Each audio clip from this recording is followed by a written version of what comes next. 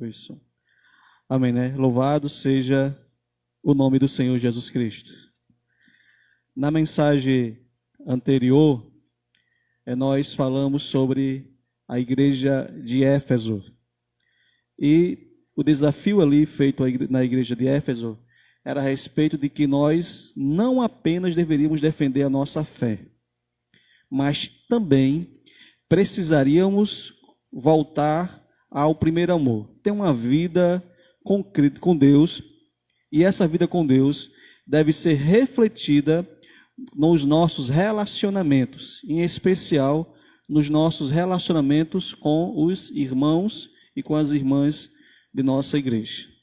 Na igreja de Éfeso, nós percebemos que o perigo estava dentro da igreja. Havia dois perigos. Um dos perigos era a distorção doutrinária. Havia falsos mestres que tentavam destruir a igreja por dentro. Essa era a tática do inimigo.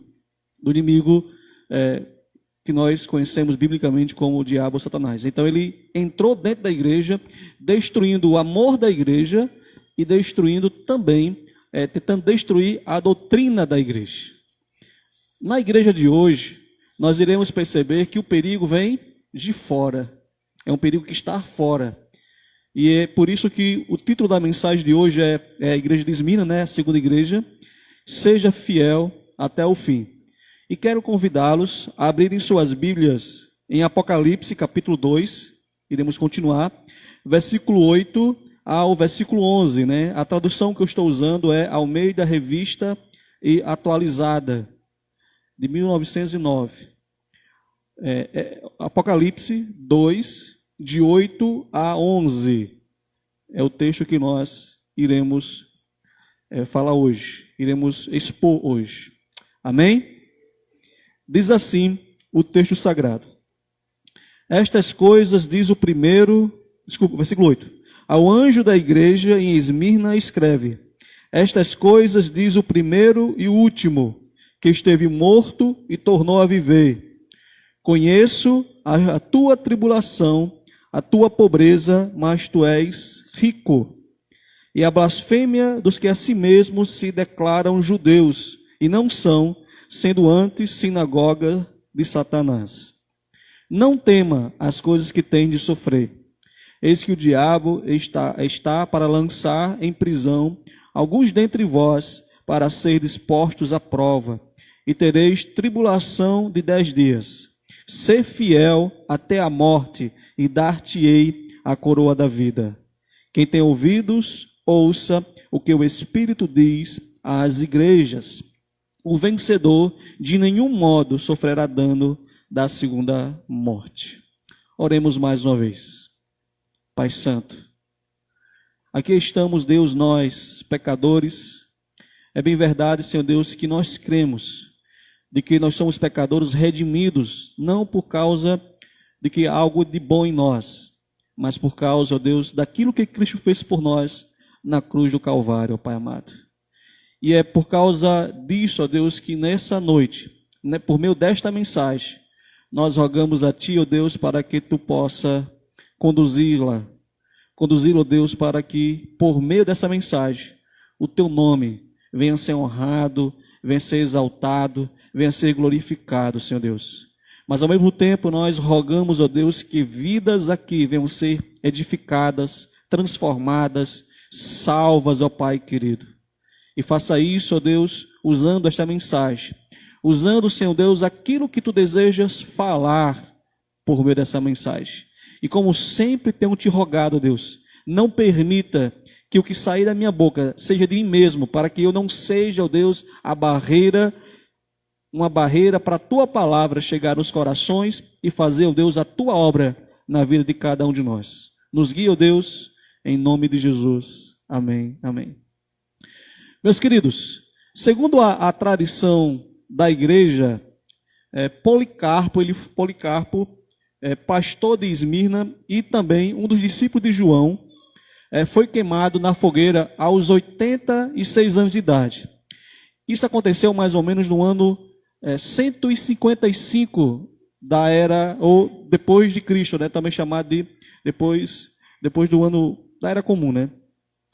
Mas antes de chegar a esse momento, há uma coisa que nos chama a atenção. Antes dele ser queimado na fogueira, Policarpo ele foi desafiado a adorar o imperador César, a se curvar diante de César, que era o imperador. Lembra que nós falamos de que aqui na região da Ásia Menor havia um culto ao imperador? Pois bem, então Policarpo, o pastor dessa igreja, com os seus aproximadamente 86 anos de idade, é preso e é conduzido ali pelas autoridades romanas para adorar a César, reconhecer César como o Senhor e negar o nome de Cristo. E Policarpo, o pastor daquela igreja e também seguidor, foi alguém que foi discipulado pelo apóstolo João. Ele vai dizer, entre as frases que ele vai dizer, ele diz essa que, particularmente, nesses 25 anos que eu sou cristão, crente em Jesus, ela fala muito comigo. Ele diz assim: por 86 anos eu tenho servido a Cristo e ele jamais me causou qualquer mal. Como, pois, poderia blasfemar contra o meu Rei e o meu Salvador?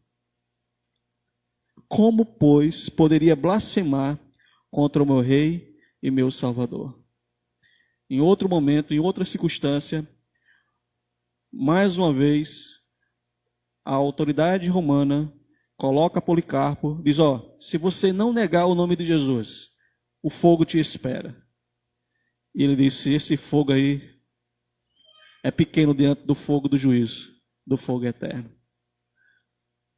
Esse homem, meus amados, Policarpo, mesmo diante da insistência de que o nome de Cristo fosse negado, ele foi fiel até o fim. Antes dele e até hoje, milhares e milhares de cristãos também são desafiados a serem fiéis a Cristo até o fim. E para a glória do Senhor Jesus Cristo, tanto no passado quanto no presente, muitos cristãos foram e permanecem fiéis a Cristo, mesmo que isso signifique perder a própria morte. Dentro disso, você já percebe, tanto pelo título como por meio dessa introdução, que nós queremos desafiar a igreja aqui presente e aqueles que hoje estão nos assistindo pelo Instagram, pelo Facebook. Por enquanto a mensagem não está no YouTube, mas vai estar gravada já. Quero desafiar a sermos fiéis a Jesus, a sermos fiéis a Cristo até o fim. E nesse desafio de fidelidade nós queremos falar do primeiro desafio. O primeiro desafio é que seja fiel àquele que nem mesmo a morte pode vencê-lo.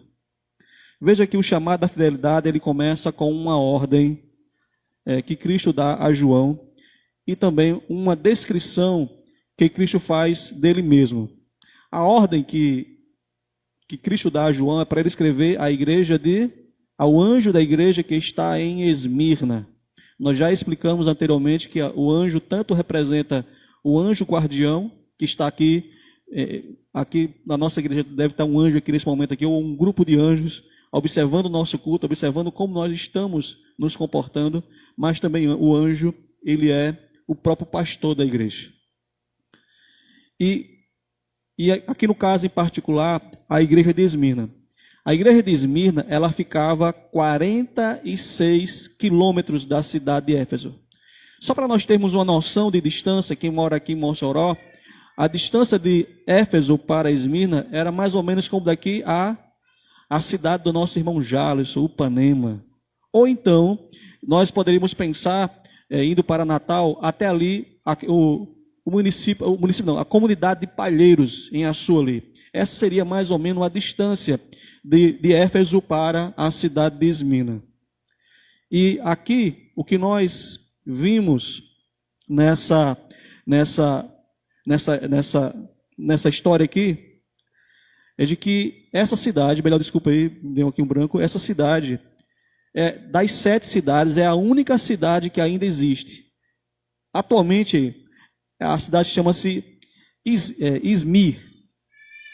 E a Esmirna, ela era famosa pela sua beleza. Tinha belos para a época, né, belos prédios, belas construções. E essa igreja também, ela tinha um orgulho cívico. E veja como ela chamava a si mesma. Ela se dizia que era a primeira da Ásia. Essa descrição, essa forma como ela se via, é importante para nós compreendermos como Cristo ele se apresenta, como é que ele se identifica nessa igreja, como é que ele se identifica. Ele vai dizer que ele é o primeiro e o último. Então a igreja a cidade que se achava a primeira entre as cidades da Ásia, para essa igreja que se acha dessa maneira, ele disse, eu sou o primeiro, eu sou o último, né? Então, e a segunda característica que ele é que aquele que esteve morto e reviveu. Essas duas características de Cristo, elas servem para falar sobre as necessidades ou necessidades particulares que aquela igreja estava enfrentando. Primeiro, ele se identifica como sendo o primeiro e o último, né? Aqui ele já começa a... Se algum irmão daquela igreja tinha algum orgulho, achando que é o primeiro, que é o maior, que é o grandão, ele começa aqui destruindo. Não, eu sou o primeiro, eu sou o último. Com essa frase, Cristo estava dizendo que ele era eterno e Senhor da história. Kent Osborne, que nós temos citado aqui já na nossa exposição, nas mensagens, ele vai dizer que essa mensagem era especialmente relevante para uma igreja que experimentava terrível oposição. E eles precisavam ouvir que Jesus ainda era preeminente e cuidava deles. Então, era importante eles ouvirem isso. Além disso também, como nós falamos aqui, o texto vai dizer que Cristo se identifica como sendo aquele que esteve morto e reviveu. É assim que ele se coloca. E você vai perceber que essas duas descrições, de que ele é o primeiro e o último, que esteve morto e reviveu, está escrito naquela visão do Cristo glorificado. Especialmente aqui no capítulo 1, versículos 17 e versículo 18. Meus queridos, essa maneira que Cristo descreve a si mesmo, ele é uma garantia. É uma garantia que ele dá à igreja de Esmirna, que está enfrentando opositores. E qual é essa garantia que Cristo diz? Veja que ele vai dizer que alguém pode até tirar a vida dos irmãos daquela igreja, mas Jesus, o próprio Jesus, ele é testemunha de que a morte física, ela não é o fim para aqueles que confiam em Cristo Jesus, que confiam nele. Por quê? Porque primeiramente, ele é eterno. Então, como ele é eterno, então ele tem domínio sobre todas as coisas. E quando ele esteve na forma humana, ele foi para a sepultura mas não morreu, ou morreu, mas não permaneceu. Ele escrevendo, uma citação do Evangelho de João, se eu não me engano, no capítulo 11 do Evangelho de João, o próprio Jesus vai dizer: ninguém tira a vida de mim, eu a dou. Ele também vai dizer que eu sou o caminho, a verdade e a vida. Então você percebe de que ele, como sendo o primeiro e o último, esteve morto e reviveu. Ele é Senhor da morte, Senhor da vida, Senhor do tempo, Senhor do espaço, de tudo. É assim que ele garante aos seus fiéis. Mas a grande questão é como essas palavras elas podem nos encorajar. Nós que estamos hoje, nós que vivemos hoje, que temos as nossas lutas, temos as nossas lutas familiares, temos as nossas lutas pessoais, temos as nossas lutas espirituais, não é isso? Temos diversas lutas, temos até mesmo as nossas lutas emocionais e nossas lutas físicas. Como é que essa passagem ela pode nos confortar, nos encorajar? A primeira coisa que nós precisamos entender, mesmo que todas as coisas fujam do nosso controle, é uma das coisas que nós precisamos entender, que as coisas fogem do nosso controle.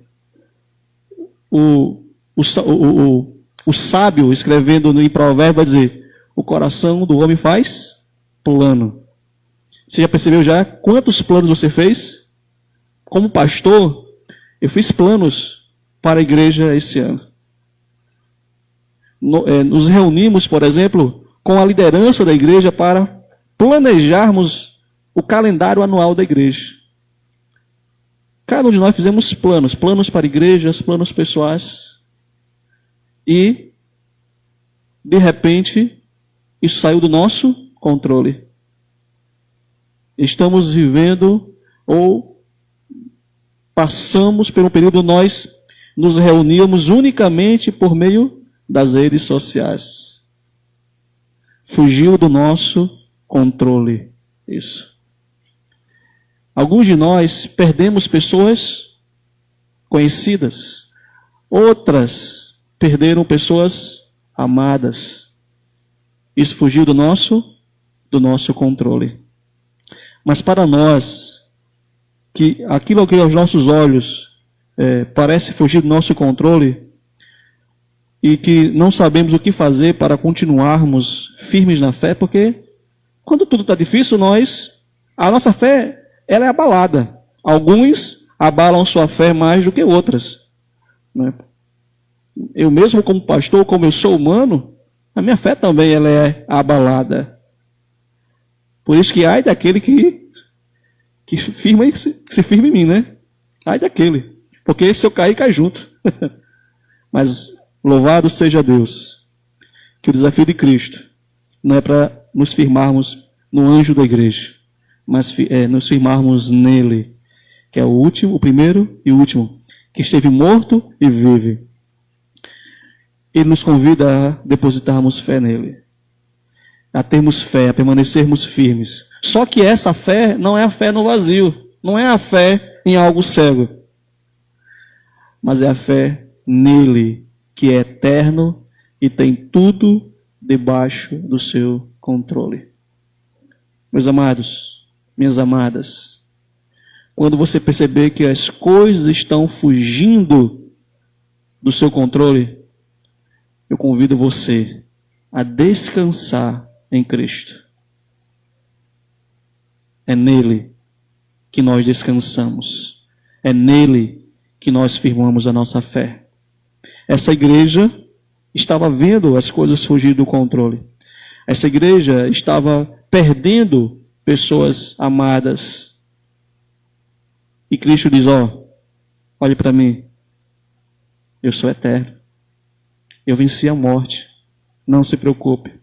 Então esse é a primeira coisa que somos desafiados. Também, meus queridos, a morte ela pode até bater a nossa porta.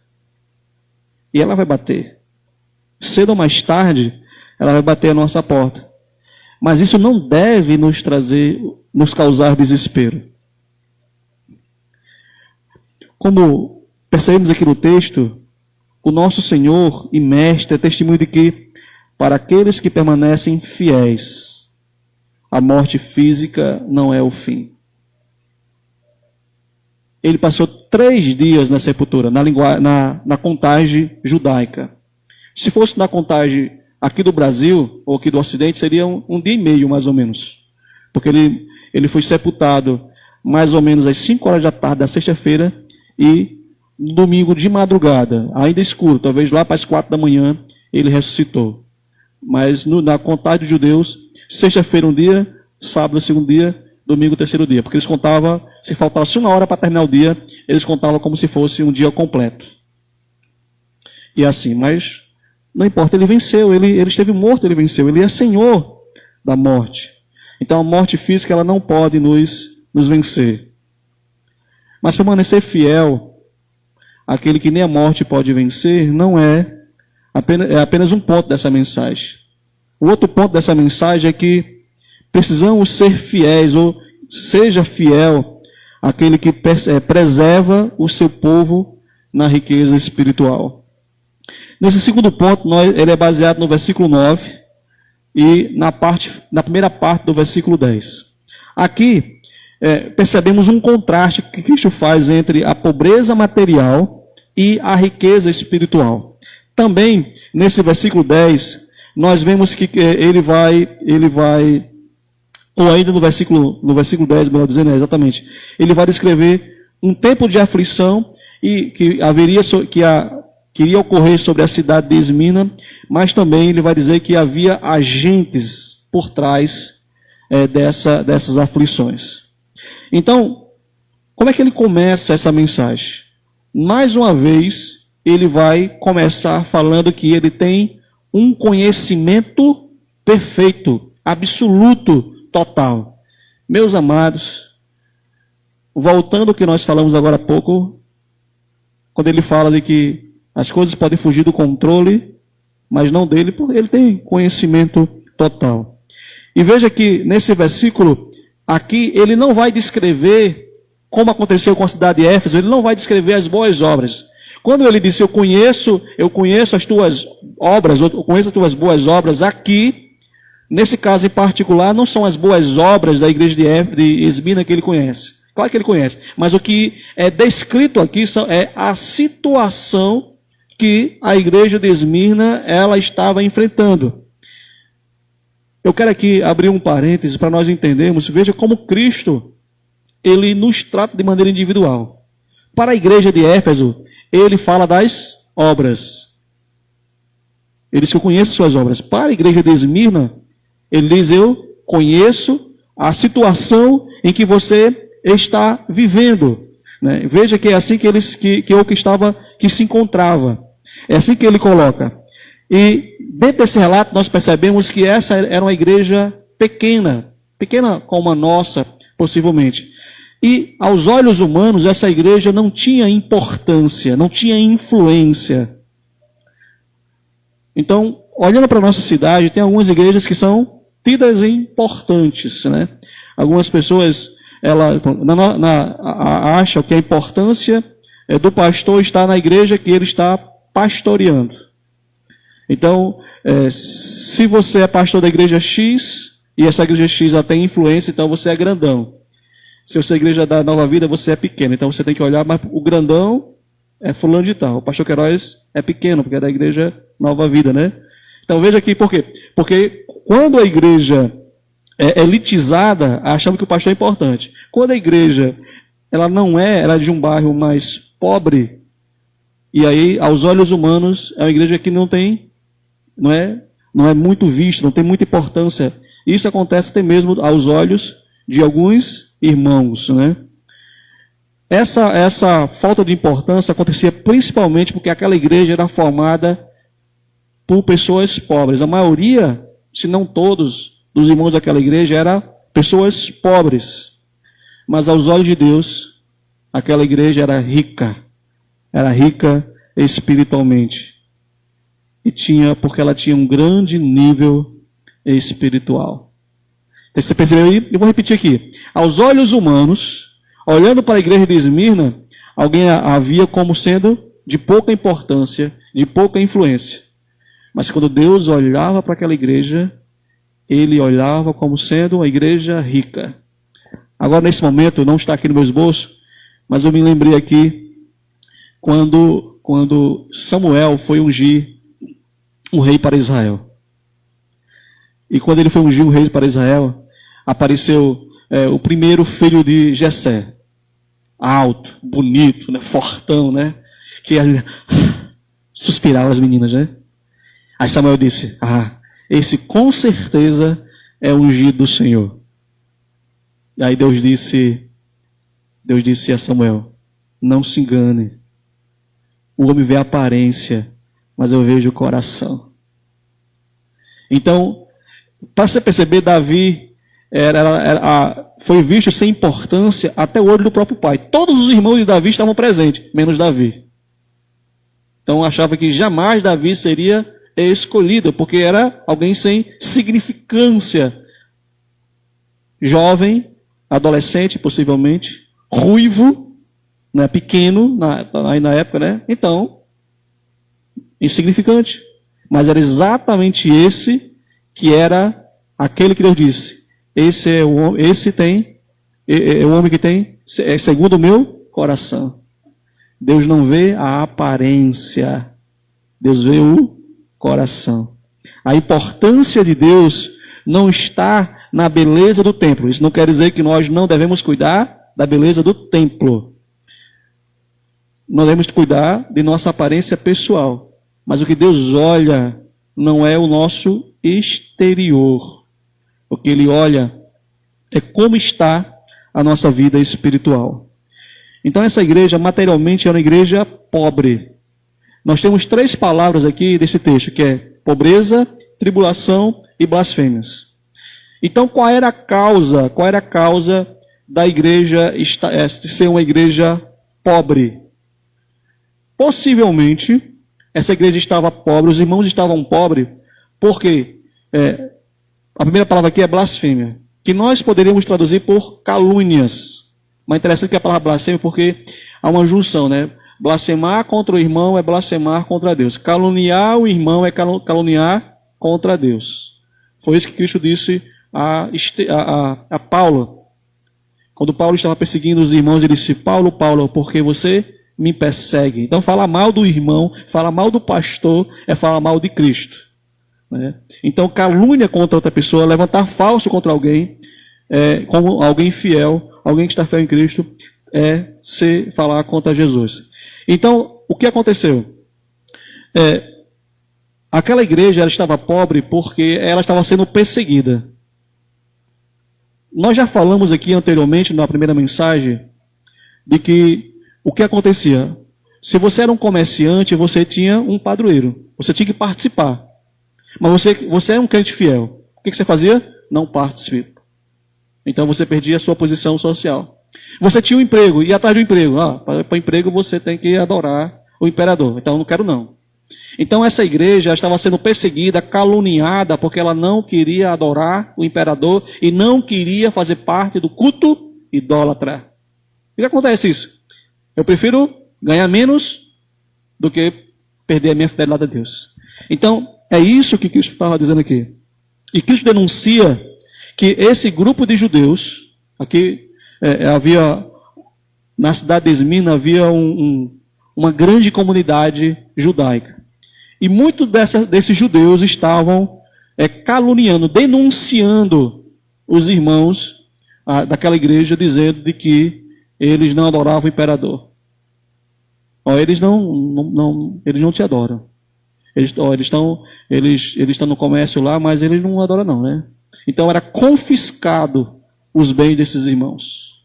Eram confiscados, perdiam seus empregos por causa da fidelidade a Cristo. E aí, veja que esse grupo de judeus que estavam caluniando, entregando os irmãos de Esmirna à prisão, nas mãos das autoridades, olha aqui a palavra dura que Cristo, o próprio Cristo, chama para esse grupo de judeus. Não todos os judeus, porque também na igreja havia crentes judeus. Ele está falando para aquele grupo específico. Ele chama sinagoga de Satanás. A palavra sinagoga, sinagogue, era o local onde se reuniam os judeus para adorar. E por que Jesus chama aquele grupo de judeus de sinagoga de Satanás? Se você for lá no capítulo 12 de Apocalipse, versículo 9 e 10, você vai perceber que o diabo é o acusador dos irmãos. E quem estava sendo o instrumento de Satanás para acusar? Os irmãos. Aquele grupo de judeus. Por isso que eles eram chamados de sinagoga de Satanás. Porque estavam sendo usados para acusar a igreja, para caluniar, para denunciar a igreja de Cristo. E o versículo 10, meus amados, ele continua agora dando uma nota de encorajamento. Veja que o texto vai dizer para nós, ele vai dizer, não temas, né? Essa é a nota de encorajamento. Não temas, mas ao mesmo tempo que ele dá uma nota de encorajamento, ele também vai apontar para algo que vai acontecer. Não temas o que você vai sofrer. Então ele começa confortando, encorajando, mas já anunciando que haveria um tempo de aflição, ou aumentaria a aflição daquele povo. E sabe quem era instrumento? Ou seja, nós temos aqui um instrumento humano. Quem era o instrumento humano? O instrumento humano era um grupo de judeus que estava caluniando o povo de Deus ali na cidade de Esmina, e as autoridades romanas que estavam perseguindo, colocando em prisões alguns irmãos. E quem estava por trás disso? O texto vai dizer que era Satanás. Mais uma vez, a partir disso você consegue compreender o porquê ele chama de sinagoga de Satanás. Ele estava por trás daquele instrumento humano. Ele que estava incitando os judeus para incentivarem as autoridades locais contra a igreja. Esse tempo de aflição, ele diz que são 10 dias. 10 dias. Esses 10 dias, como aqui é um número simbólico, ele significa que era uma perseguição intensa, completa, mas breve e limitada. Então a ideia de 10 dias aqui era isso. Um período intenso, muito forte, era um período completo, ou seja, e breve, e chegaria ao fim. E esse período também vai colocar alguns na prisão. Naquela época não tinha a prisão como é hoje, que você fica assim, preso eternamente em braços esplêndidos. Não, você era preso para um julgamento. E se você for julgado, se você fosse inocentado, você era solto. Se não fosse, você era condenado à morte. Então a prisão era a morte. Por isso você vai perceber a partir desse texto de que a pessoa ela estava sendo perseguida, era colocada na prisão, e essa prisão poderia gerar morte. Até aqui nós percebemos um quadro negativo do texto. Mas aí nós temos uma expressão chamada será expostos à prova. Atenção aí, alunos que gostam de língua portuguesa. Postos à prova está na voz passiva. E vocês sabem que a voz passiva, o sujeito ele sofre a ação, algo praticada por o agente da passiva, chamado por alguém, né? Então, aqui, será expostos à prova. Então, vamos colocar aqui um exemplo aqui, né? Fui ferido por uma pedra, né? Então, eu estou recebendo aqui a ação que alguém praticou. Né? Então, a voz passiva fala isso. E essa frase aqui da voz postos à prova, no livro de Apocalipse, ele vai usar um pensamento judaico, que quando a frase está na voz passiva, ou seja, quando o sujeito está recebendo, está sofrendo a ação praticada por outro, e essa voz não aparece quem está praticando, quem está fazendo isso, em todo o livro de Apocalipse, seguindo o pensamento dos judeus, significa de que quem está fazendo isto é Deus. Então, ou seja, quem estava provocando a tribulação, quem estava como instrumento por trás daquela provação era o diabo. Mas o texto, ou seja, enquanto o diabo queria destruir a igreja, o que Deus estava fazendo com a tribulação ali? Deus estava usando a tribulação para fortalecer a fé daquela igreja. Então, ou seja, nós tínhamos um instrumento humano que estava sendo usado pelo próprio diabo, mas para destruir a igreja, mas Deus não estava fora do controle. Cristo não estava fora do controle daquela situação. Ele usava aquilo ali para fortalecer a igreja. Então, meus amados, eu creio que esse texto continua atual para nós. Você sabe por quê? Esse texto nos desafia a enxergarmos o de positivo daquilo que está por trás das coisas ruins que nos acontecem. Coisas ruins nos acontecem, provocada por alguém, provocada pelas circunstâncias. Mas Jesus nos chama para olhar, bem, é verdade, coisas ruins estão acontecendo na minha vida. Tanto que atinge o nosso bem-estar físico, material, e também atinge até mesmo nossa vida espiritual. E nós nos concentramos nisso, né? Nós nos concentramos nisso. Deus ele não quer que nós sejamos masoquistas, né? O masoquista, ele tem prazer no sofrimento. Então Deus não está nos chamando a ter prazer no sofrimento. Ele está nos convidando para olhar que está além do sofrimento. E aqui, meus queridos, nós precisamos entender que Deus está nos chamando para nós olharmos para Ele. Ele está usando as coisas ruins para fazer um propósito melhor do que aquele sofrimento que está em nossa vida. Lembra de José? José, ele foi vendido para o Egito pelos seus irmãos. Quando chega lá, ele é caluniado pela mulher de Potifar e vai ser preso. Aonde é que ele vai ser colocado no posto de governador do Egito? Lá na prisão. Ou seja, aos olhos humanos, coisas ruins estavam acontecendo na vida de José. E mais tarde, quando os irmãos de José vão chegar para ele e com medo ali, ele dizer: não se preocupe, vocês tentaram mal contra mim, mas Deus transformou em bem. Perceba aí o que o texto está dizendo para nós? Ali nós temos momentos difíceis.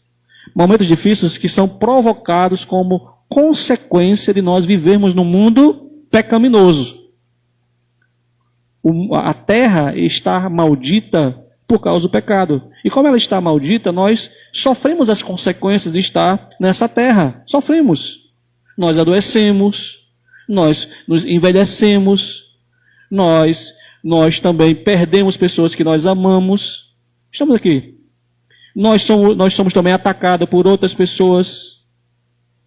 Mas o que Deus está dizendo para nós é que diante dessa situação, não nos concentremos nessas coisas ruins, mas vejamos que Deus está usando essas situações ruins, difíceis de nossa vida, para fortalecer a nossa fé. Assim como Ele estava usando ali aquela situação difícil para fortalecer a fé daquela igreja, Ele também está fazendo hoje diante de nós. O que nós precisamos é nos concentrar, não perder que há uma situação difícil, mas por trás dessa situação difícil, Deus está usando para o nosso crescimento espiritual. Olhe para a sua vida. Veja que os momentos melhores espirituais de sua vida foi quando você estava passando momentos difíceis.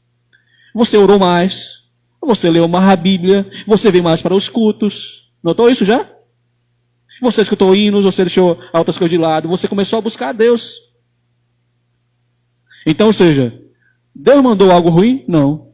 Mas Ele utilizou esse momento ruim para nós crescermos, para nós nos fortalecermos. Esse é o segundo ponto que nós queremos falar nessa noite. O mal é também, Deus não manda o mal, mas o mal também é instrumento de Deus para nos fortalecer na fé. Além dessa bênção, a terceira coisa que nós queremos falar é que devemos ser fiéis. Seja fiel àquele que livra o seu povo da morte eterna. Nesse terceiro ponto, vai enfatizar até onde deve ir a nossa fidelidade a Deus, até onde ela deve ir. E também vai descrever qual é o resultado final que cada crente ou que cada fiel alcançará. Primeiro vejamos até onde deve ir a nossa fidelidade. Na parte final do versículo 10, vai dizer o seguinte, né? Seja fiel até a morte. Então ele nos desafia a nós sermos fiéis a Deus até que percamos a nossa vida. Deus, Ele não quer menos do que isso.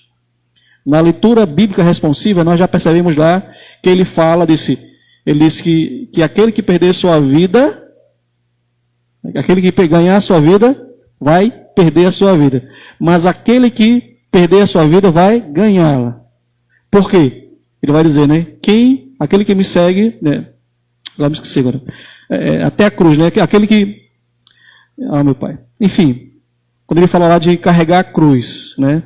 Segui-lo até a cruz, ele está dizendo que o discípulo deve segui-lo até a morte, porque ele ia para a morte, ele ia para a cruz.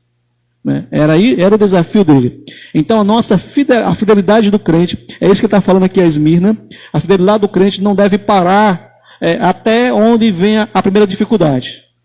Não. Devemos seguir até a morte. A nossa fidelidade ela deve ser até a morte. Nós não podemos desistir antes. E a primeira razão que ele vai dizer de que a fidelidade daquela igreja deveria ser até a morte é que há uma promessa. Ele disse, dar-te-ei a coroa da vida. A palavra coroa, ela tem duas palavras para coroa no livro do Apocalipse. Uma significa autoridade e reino, e a outra significa, era uma coroa de vitória, que era dada aos atletas. Aqui é usada essa coroa, que é uma coroa de ouro, né, de louro. Vocês vêem nas estátuas, aquela de folhas aqui, colocado na cabeça ali. Essa coroa era dada para o atleta que era vencedor. Quando ele era vencedor, ele recebia aquela coroa como sinal de que ele venceu. E é interessante que o texto aqui vai enfatizar essa grinalda de flores para a igreja. Ou seja, vocês vão receber uma coroa de vitória. Se vocês forem fiéis até a morte, é exatamente o que vocês vão receber. Vão receber uma coroa de vitória. Mas aqui é coroa de vitória que é a vida. Ou seja, como vitoriosos, vocês irão receber a própria vida eterna.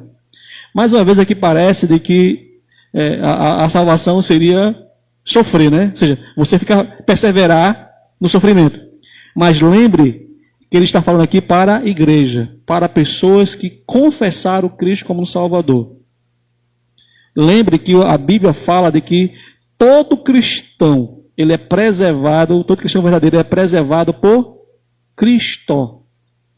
Então, Paulo vai dizer no capítulo 2 de Filipenses, versículo 12 e 3, que ele vai dizer, trabalhai pela vossa salvação, porque Deus, né, já efetuou trabalhar pela vossa salvação, porque Deus é aquele que já trabalhou o querer e o realizar.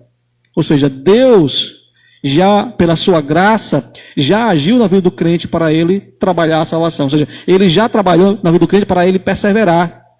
Então, de alguma maneira, veja, eu acho incrível isso, porque ele está dizendo que aquele que perseverar até o fim, e eu só persevero até o fim porque Cristo trabalhou em mim, ele agiu em mim, ele colocou a vontade em mim e também colocou o realizar em mim. Então já estou capacitado como cristão a perseverar. Ele não está pedindo para eu perseverar até a morte sem antes me capacitar para fazer isso. Então você pode ser fiel a Cristo até a morte, porque o Espírito Santo que está em você já está agindo para isso, dando força para isso. Ele não apenas nos salvou dando vida, mas também nos santificando, trabalhando em nosso coração.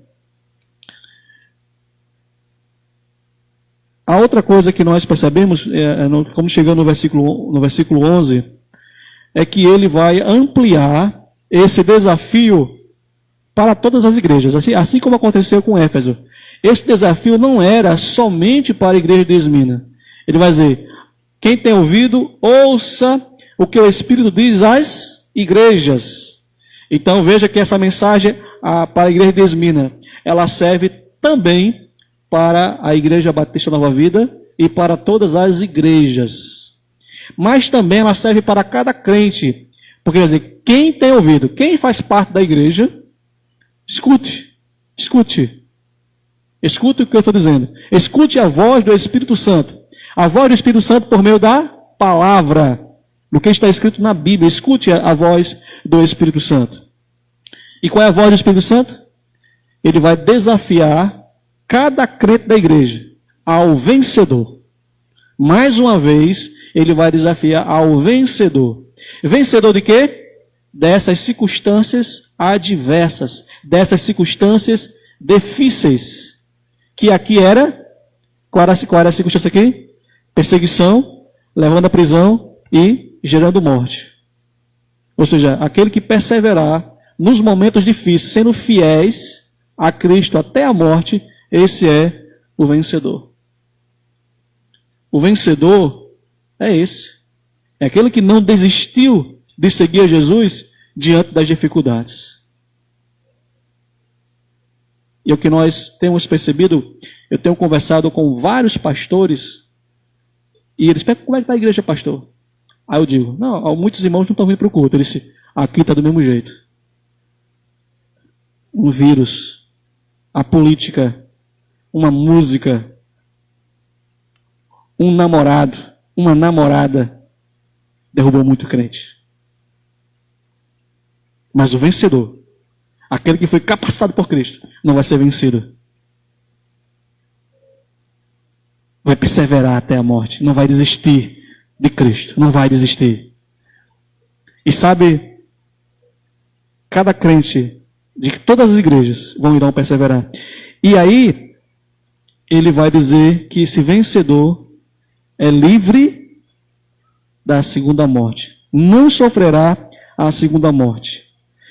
No versículo 10, na parte B, você percebe que ele fala de maneira positiva. Ele vai dizer que receberá a coroa da vida. Mas no versículo 20, ele vai falar em uma linguagem negativa. Ele vai dizer que a pessoa não sofrerá dano da segunda morte. Eu vou falar três coisas, esse texto tem três coisas importantes que eu quero analisar de maneira breve. A primeira delas é, de nenhum modo. De nenhum modo sofrerá dano da segunda morte. Essa expressão, de nenhum modo, pelo menos aqui na tradução Almeida atualizada, outros para trazer jamais, mas a ideia, literalmente no grego seria não, não. Ele está enfatizando aqui a negativa, está enfatizando a negação. Em outras palavras, ele está dizendo que o vencedor, por meio de sua fidelidade, é totalmente certo que ele não vai ser condenado. Eles, de nenhum modo. Ele está dando a certeza que aquele que por meio da força que Cristo dá, aquele que perseverar, que vai ser um vencedor fiel, que vai vencer essas circunstâncias difíceis, é certo, é totalmente certo de que ele não vai ser condenado. Totalmente certo. E a palavra sofrerá, o verbo sofrerá, aqui ele está dizendo, ele está mostrando o limite da aprovação. Lembra no caso de Jó? Jó disse, Satanás pediu para testar a fidelidade de Jó, e Deus fez o quê? Colocou um limite, até aqui. Toque nele até aqui. Então, quando ele fala aqui, quando ele coloca o verbo sofrer aqui, não sofrerá, ele está colocando um limite. Jó, ele disse, até adoecer, morte não. Mas para os crentes da igreja de Esmirna, ele disse, até a morte física. A partir disso não pode passar. Porque às vezes nós olhamos para a morte de alguém e achamos que, onde estava Deus? Aqui está dizendo. Aqui está falando. Eu estou colocando o limite. Eu só permito que os inimigos da igreja agem até aqui. O máximo que eu permito é que que separe o seu corpo da alma. Nada mais do que isso. Eu não permito além disso. Então Deus, mais uma vez, é enfatizado que Ele está no controle. Nada acontece fora do controle de Deus. Por isso, meus amados, as circunstâncias difíceis de nossa vida não devem nos perturbar, nem causar desespero. Nada foge do controle de Deus. Nessas mensagens de Apocalipse, você vai escutar muito isso. Apocalipse não é um livro para ter medo, mas é um livro de esperança para o crente. Porque está dizendo que Deus está no controle de todas as coisas ruins que estão acontecendo ao nosso derredor. Os inimigos da igreja só agem até onde Deus deixa. Ele põe o limite. Até aqui. E o terceiro ponto é segunda morte. O que é a segunda morte? nós temos 3 mortes na Bíblia. Morte espiritual. A morte espiritual é a separação do homem com Deus. Então o ser humano nasce morto espiritualmente. Foi isso que aconteceu quando em Adão nós pecamos. Fomos separados de Deus. Então essa é a morte espiritual. Por isso que nós precisamos entregar a nossa vida a Cristo. Não importa se você, desde bebezinho, ou antes, na barriga de sua mãe, você vinha para a igreja. Você precisa entregar a vida a Jesus. Porque caso contrário, está morto espiritualmente. E estando morto espiritualmente, está perdido. Não importa. Não importa quão religioso seja. Não importa quantas vezes você lê a Bíblia. Não importa quantas vezes você orou. Se não entregar a vida a Jesus, está perdido, porque está morto espiritualmente. Todos nós nascemos mortos espiritualmente. Todos nós. Só experimentamos a vida quando nós entregamos a vida a Jesus. A segunda morte que nós experimentamos é a morte física. Essa daí, ninguém vai escapar. Ou só vai escapar a última geração de crente. Porque é a geração que vai ver Cristo voltar. Faz 25 anos que eu espero fazer parte dessa geração. 25 anos. Desde que eu me converti. Eu espero. Mas eu tenho certeza. Se eu e você não fizermos parte dessa geração, a morte física pode levar. Mas a terceira morte não vai nos alcançar. Porque entregamos a vida a Jesus. Se você não entregou, não espere. Porque depois da morte, morte física, segue-se o juízo. É isso que o autor aos Hebreus, capítulo 9, versículo 27, vai dizer isso. Hoje é dia de você escapar da morte espiritual e receber a vida espiritual. E a morte física é o limite para o crente. É o máximo que vai acontecer em nossa vida, é morrermos fisicamente. Vamos adoecer, vamos envelhecer, vamos perder os dentes, vamos perder pessoas amigas, mas é o limite. Esse é o limite dado por Deus. Porque a outro tipo de morte, que é a segunda morte, essa não vai alcançar o crente fiel. Estou sendo redundante aqui para ficar claro. Não vai alcançar o crente fiel. Não vai alcançar. O que é a segunda morte? Apocalipse 20, versículo 6, versículo 14, 21, versículo 8, vai dizer que a segunda morte é o lago de fogo. Particularmente, eu não entendo que esse lago de fogo é um lago de fogo literal. O sofrimento é literal. Mas a ideia aqui é que você saiba o quanto é doloroso, o quanto é perturbador a eternidade separada de Cristo. Você já teve uma queimadura já? Doeu? Já teve uma queimadura de 2º grau? Doeu? Uma de 3º grau? Doeu? Carne viva ali? Pronto. Então, se você experimentou uma queimadura pequenininha de 1º grau, 3º grau, eu me esqueci agora, pronto, levezinha, e doeu, ele está mostrando que o inferno tem essa intensidade de dor. É um lugar de sofrimento. Não é um fogo literal, mas é um sofrimento literal.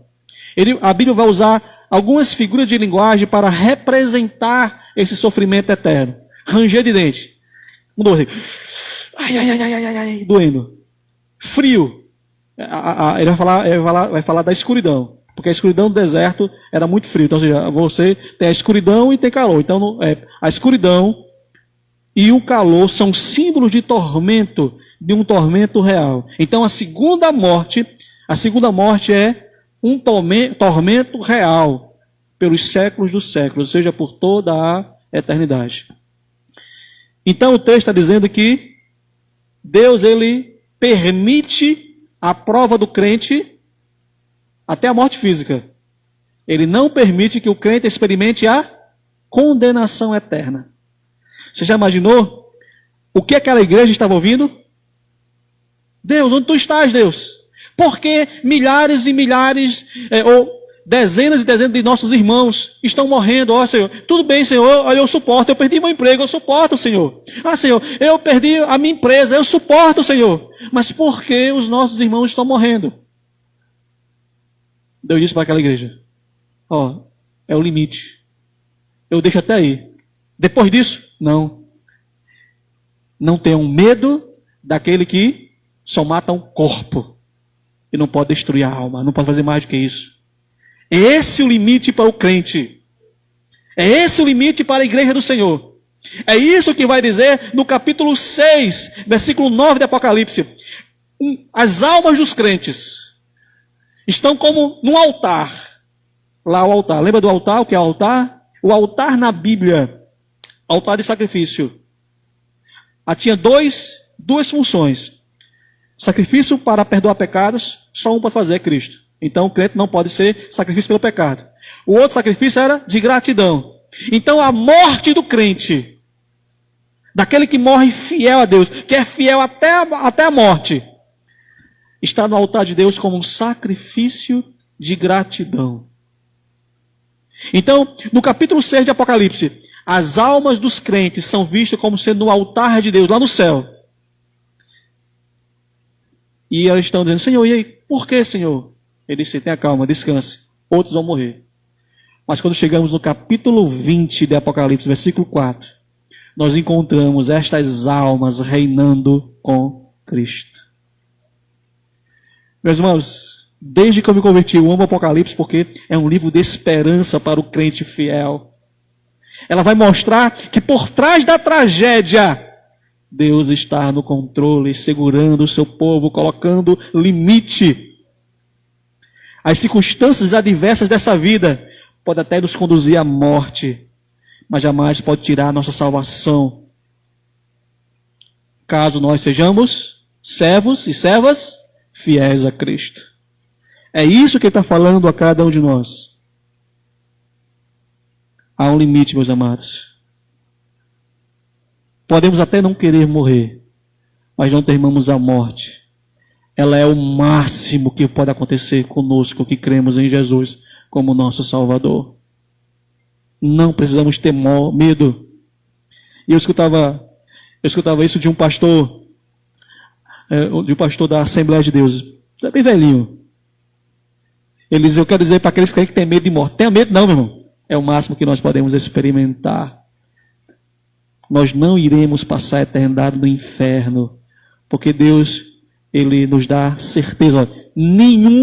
De jeito nenhum, de modo nenhum, seremos alcançados pela segunda morte. E para essa igreja que estava passando essa dificuldade, isso era importante, meus amados. Ele fala de maneira positiva: coroa da vida, lembre dos jogos. Mas aquela igreja que estava sofrendo a morte física disse: não se preocupe, não vai ter morte eterna para vocês, mas coroa da vida. É o que ele diz para nós da igreja. A nossa esperança vai para além desta vida. Mesmo que a morte bata em nossa porta, Cristo está conosco. A morte não pode vencer o fiel de Cristo. Por isso, meus queridos, o crente permanece fiel. O crente que permanece fiel, aquele que venceu a morte, mesmo que venha perder a própria vida, Cristo o livrará da morte eterna, porque Ele é o Senhor eterno, que teve morto e reviveu. E é nessa fé que nós aguardamos a sua vinda, ou o dia de nossa partida. Alegremos-nos com o Senhor. Quero convidar aqui o Ministério Louvor para louvar o nosso Deus. E quando estiver louvando o nosso Deus, renove a sua fé. Ou você que ainda não entregou a vida a Jesus, entregue nesse instante. Tenha essa mesma esperança. Saia da morte para a vida. Experimente Cristo como seu Salvador. E mesmo que um dia a morte bata na sua porta, você dizer: pessoal, adeus, até logo, porque estou indo para os braços do meu Pai. Se você crê, em breve nos veremos junto com o nosso Deus. Ore o Senhor nesse instante. Fique em pé, feche os seus olhos e oremos ao nosso Deus com fé e segurança, e que nós pertencemos a Ele, que somos deles, e que a morte não pode nos destruir.